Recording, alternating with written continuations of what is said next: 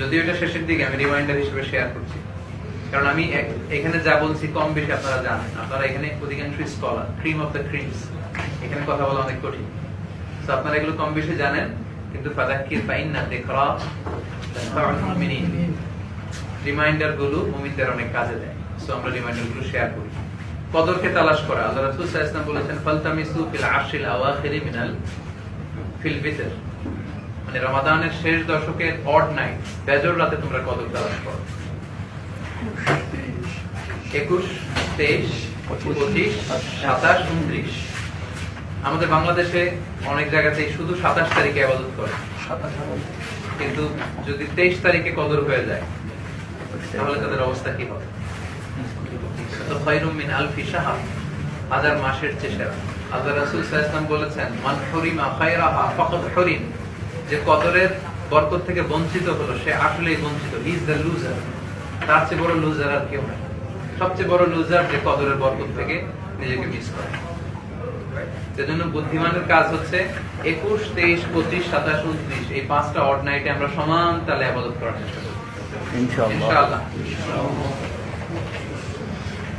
এই কদরের রাতে আল্লাহ রাসূল সাল্লাল্লাহু আলাইহি ওয়াসাল্লাম আম্মা জান আয়েশা রাদিয়াল্লাহু তাআলা আনহাকে একটা স্পেশাল দোয়া পড়তে বলেছেন।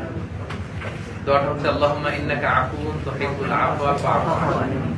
এর মানে হচ্ছে হে আল্লাহ, আপনি ক্ষমাশীল, আপনি ক্ষমা করাকে পছন্দ করেন, আল্লাহ আপনি আমাকে ক্ষমা করে দেন। আসলে এই দোয়াটা আমরা সবাই একসাথে পড়ি। আল্লাহুম্মা ইন্নাকা আফুউন তুহিব্বুল আফওয়া ফা'ফু আননি। আল্লাহুম্মা ইন্নাকা আফুউন তুহিব্বুল আফওয়া ফা'ফু আননি। এর অর্থ হচ্ছে হে আল্লাহ, আপনি ক্ষমাশীল, আপনি ক্ষমা করাকে পছন্দ করেন, আল্লাহ আপনি আমাকে ক্ষমা করেন। কদরের রাতে যেন আমরা এই দোয়াটা বেশি বেশি পড়ি, এবং কদরের রাতে যেন আমরা বেশি বেশি অশ্রু বিসর্জন দিতে পারি।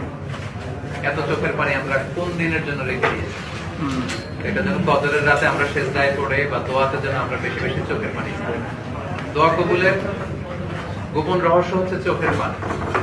কোন দোয়ায় যদি কেউ কান্না করে দোয়া করতে পারে, আল্লাহ ওই দোয়া কবুল করে নেন। সুবহানাল্লাহ। 2 ফোঁটা পানি আল্লাহর কাছে সবচাইতে প্রিয়। এক হচ্ছে জিহাদের ময়দানে রক্তের ফোঁটা, আর হচ্ছে অনুতপ্ত বান্দার চোখের পানির ফোঁটা। চোখের পানি অনুতপ্ত বান্দার চোখ পেয়ে নাকে ডগাবে, নিচে পড়ার আগে আল্লাহ ওই বান্দাকে মাফ করে দেন। সুবহানাল্লাহ। তাই এই কদরের বরকত থেকে যেন আমরা মিস না হই। এখানে একটা সুযোগ আছে, ইতিকাফের সুযোগ। বাংলাদেশে এটা সুযোগ হয় না, বাট এখানে সুযোগ হয়। আল্লাহ রাসূল সাল্লাল্লাহু আলাইহি ওয়াসাল্লাম প্রতি রমজানের শেষ 10 দিন ইতিকাফ করতেন। যে বছর আল্লাহ রাসূল সাল্লাল্লাহু আলাইহি ওয়াসাল্লাম ইন্তেকাল করেছেন, ওই বছর 20 দিন ইতিকাফ করেছেন।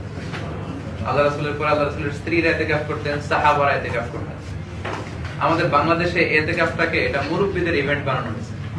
মানে বয়স্ক যারা শুধু এরাই করতে পারে, ইয়াংরা করতে পারবে না। আসলে এটা বয়স্কদের ইভেন্ট না, এটা ইয়াংদের ইভেন্ট। বয়স্কদের তো অনেক ওজোর আছে, অসুস্থ, কোমরে ব্যথা, এই সমস্যা ওই সমস্যা, কিন্তু ইয়াংদের এটা করা উচিত। বাংলাদেশে ইয়াংরা করতে চায় না, এটাকে খুব ভয়ঙ্কর একটা রূপ ধারণ করানো হয়েছে। এতে বলা হয় যে 10 দিন মসজিদে থাকতে হবে, মসজিদের সীমানা থেকে বের হওয়া যাবে না, এদিক তাকানো যাবে না, ওদিক তাকানো, এটা করা যাবে না। ইয়াংরা বলে বাবারে বাবা, এটা আমার দ্বারা হবে না। এইখানে আমরা ফ্লেক্সিবল ওয়েতে ইতিকাফ করি। সবচেয়ে শ্রেষ্ঠ ইতিকাফ হচ্ছে 10 দিন টানা মসজিদে থাকা, বের না হওয়া। এটা হচ্ছে শ্রেষ্ঠ ইতিকাফ। আর যদি আপনার ব্যস্ততা থাকে, আপনি প্রয়োজনে মসজিদ থেকে বের হতে পারেন। যতটুকু সম্ভব মসজিদে থাকবেন, আপনি ইতিকাফের নিয়তে থাকবেন, আপনি ইতিকাফের সওয়াব পাবেন। এট লিস্ট বেজর রাতগুলোতে মসজিদে থাকবেন। এই বেজর রাতের ইতিকাফ যেন আমরা করি। যাদের পরীক্ষা আছে, পরীক্ষার জন্য আমরা বের হব, আর বাকি সময়টা মসজিদে কাটানোর চেষ্টা করব। আমি মিশরে ছিলাম প্রায় 4-5 বছর। ওখানে মিশরীরা সবাই ইতিকাফ করতো, রাতে মসজিদে, সকালে আবার অফিসে চলে যেত। তাহলে সবাই ইতিকাফের। তো আমরা যেন এটা ফ্লেক্সিবল ওয়েতে করি, যাদের সুযোগ আছে টানা 10 দিন মসজিদে থাকবো, আর যাদের ব্যস্ততা আছে যতটুকু সময় সুযোগ হয় আমরা মসজিদে থাকবো, আর জরুরি প্রয়োজনে হয়তো মসজিদ থেকে বেরোবো।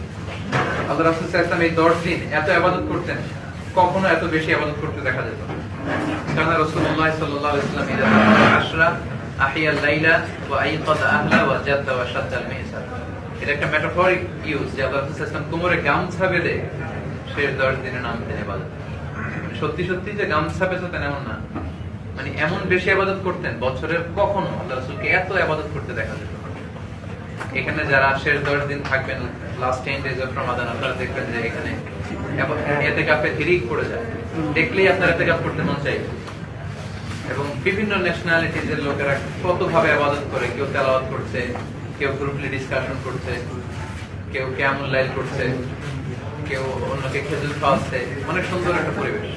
আশা করি আপনারা এই ইতিকাফ প্রোগ্রামে অংশগ্রহণ করবেন। সর্বশেষ রিমাইন্ডার হচ্ছে সাদাকাতুল ফিতর, কারণ রমাদানের শেষের দিকে সাদাকাতুল ফিতর দিতে হয়, এটা ওয়াজিব। কেন দিতে হয়? তুহরাতান লিস-সাইম ওয়া তু'মাতান লিল-মাসাকিন। এটার দুইটা অবজেক্টিভ। একটা হচ্ছে আমরা রোজা রাখতে যে হয়তো অনেক পাপ কাজ করে ফেলি, ভুল করে ফেলি, এটা যাতে আল্লাহ মাফ করে দেয়, এটা হচ্ছে একটা অবজেক্টিভ। অবজেক্টিভ নাম্বার 2 হচ্ছে তু'মাতান লিল-মাসাকিন, অসহায়, গরিব, মিসকিন, সুবিধাবঞ্চিত যারা, তারাও যাতে ঈদের আনন্দ আমাদের সাথে শেয়ার করতে পারে। আমরা এই মিষ্টি, পোলাও, পায়েস খেলাম, ওরা কিছু খেলাম, এটা না, ওরাও যাতে ঈদের দিন কিছু খেতে পারে। এটা খাবার দিয়ে আদায় করতে পারলে ভালো, আর যদি টাকা দিয়ে করলে বেশি সুবিধা হয়, টাকা দিয়েও আদায় করা যাবে। তবে এটা ঈদের নামাজে পার্টিসিপেট করার আগেই এটাকে আদায় করে দিতে হবে।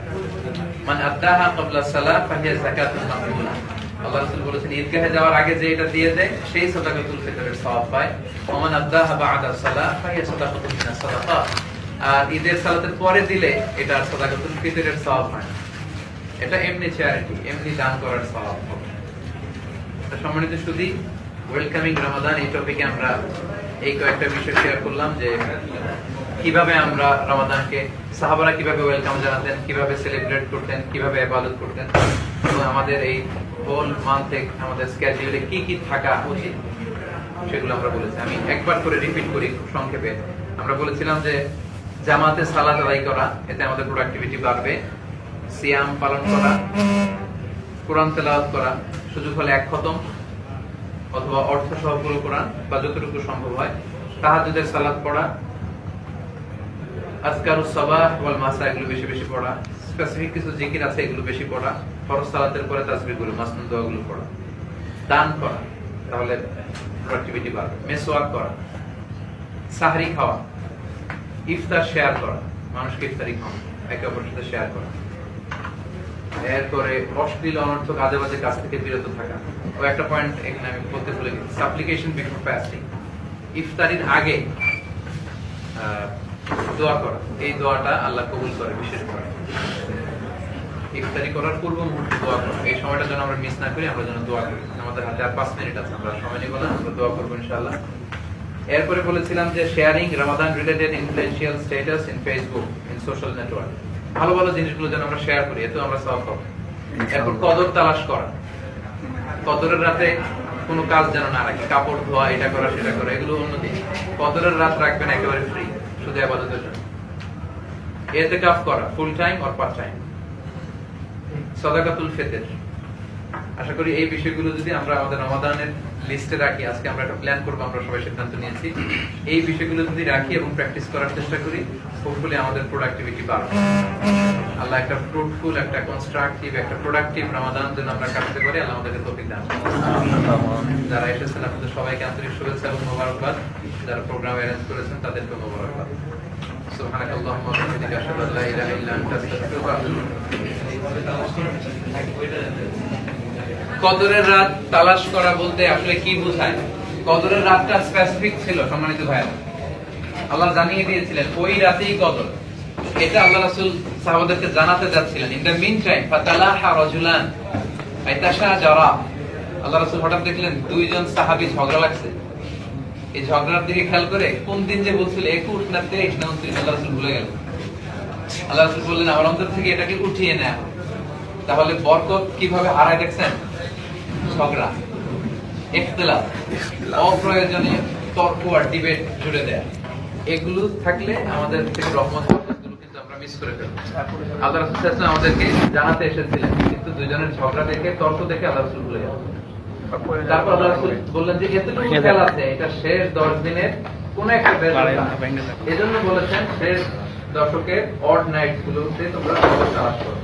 21, 23, 25, 27, 29 তালাশ করা বলতে এই এই বেজর 5টা রাতের যে কোনো রাতেই হতে পারে, ওটাকে মনে করে করে আপনি সর্বোচ্চ ইবাদত করে যাও ইনশাআল্লাহ। এটাই হচ্ছে কদর তালাশ করা। আশা করি বুঝতে পেরেছেন। ইনশাআল্লাহ।